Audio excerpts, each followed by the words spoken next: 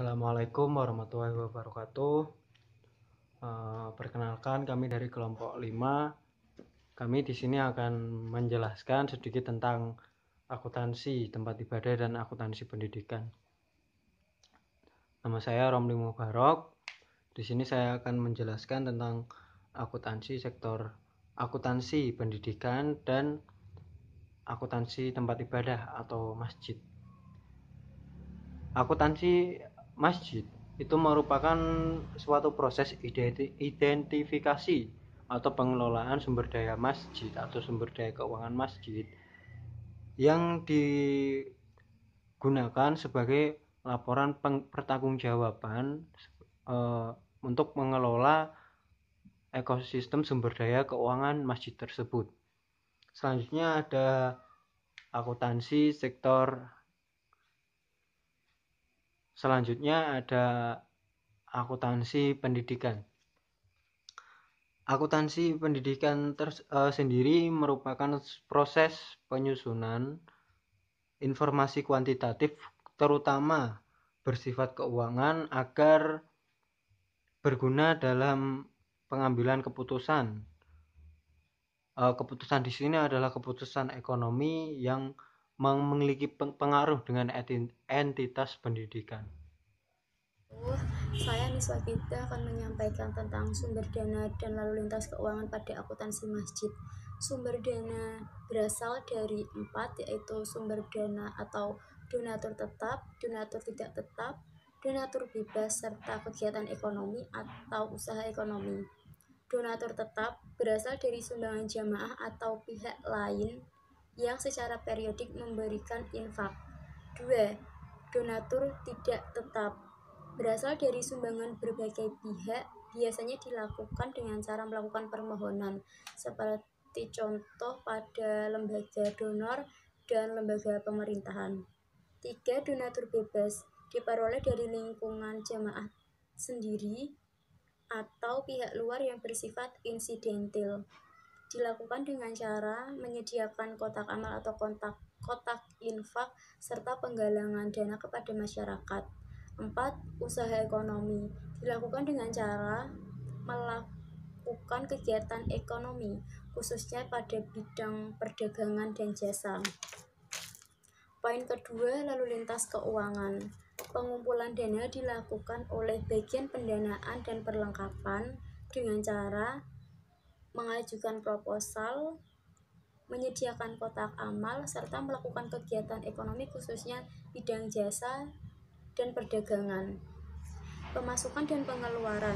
Dana yang telah dikumpulkan oleh bidang pendanaan dan perlengkapan selanjutnya diserahkan kepada bendahara. Kemudian bendahara disimpan di dalam kas keuangan takmir masjid atau di dalam rekening bank. Disarankan pada akuntansi masjid ini menggunakan bank syariah. 3. Pengawasan. Beberapa hal yang dapat dilakukan dalam proses pengawasan ini. 1.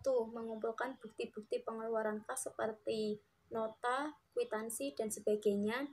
2. Transparansi bendahara kepada seluruh anggota mengenai dana yang masuk dan keluar dengan cara menyampaikannya kepada atau pada saat rapat bulanan atau rapat mingguan.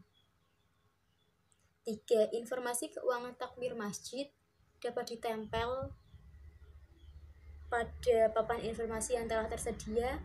4. Forum atau lembaga pengurus. Terima kasih. Saya akan menjelaskan tentang peran dan fungsi akuntansi dalam dunia pendidikan.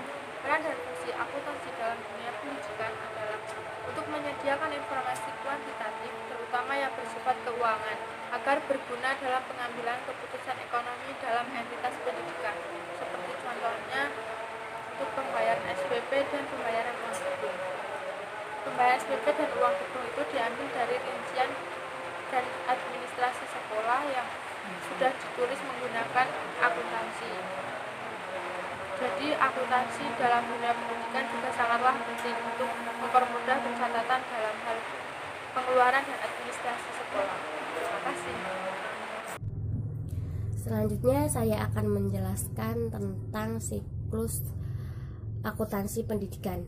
Siklus akuntansi pendidikan adalah menyediakan laporan keuangan organisasi selama satu periode tertentu.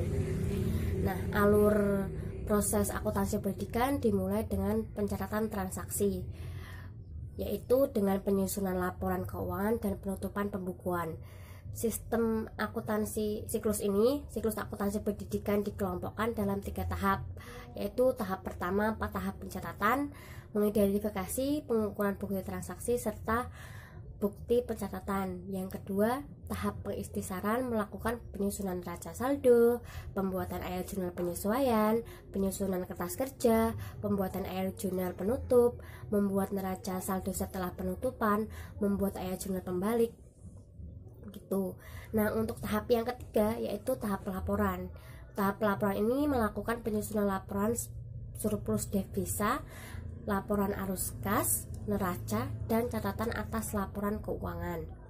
Nah, selanjutnya saya akan menjelaskan latar belakang sistem akuntansi biaya di sektor pendidikan. Nah, untuk sampai saat ini, sistem akuntansi biaya sektor pendidikan belum pernah dilakukan karena pengelolaan keuangan BP3 dan penghimpunan dana sekolah masih disukai. Identifikasi permasalahan perhitungan biaya di sekolah dasar dan menengah belum mampu menjawab tantangan era otonomi dan globalisasi secara optimal. Tujuan pembahasan sistem akuntansi biaya di sektor pendidikan yaitu salah satunya yang pertama, mengefektifkan dan mengefisienkan pengguna dana sekolah. Yang kedua, mengetahui penyebab utama biaya yang terjadi di sekolah. Yang ketiga, memberikan informasi berupa laporan biaya yang akurat. Yang keempat, memberikan jaminan akuntabilitas dan transparan dalam penggunaan dan pelaporan. Yang kelima, menghasilkan laporan biaya yang terkini sebagai bahan pertimbangan dalam pengambilan keputusan.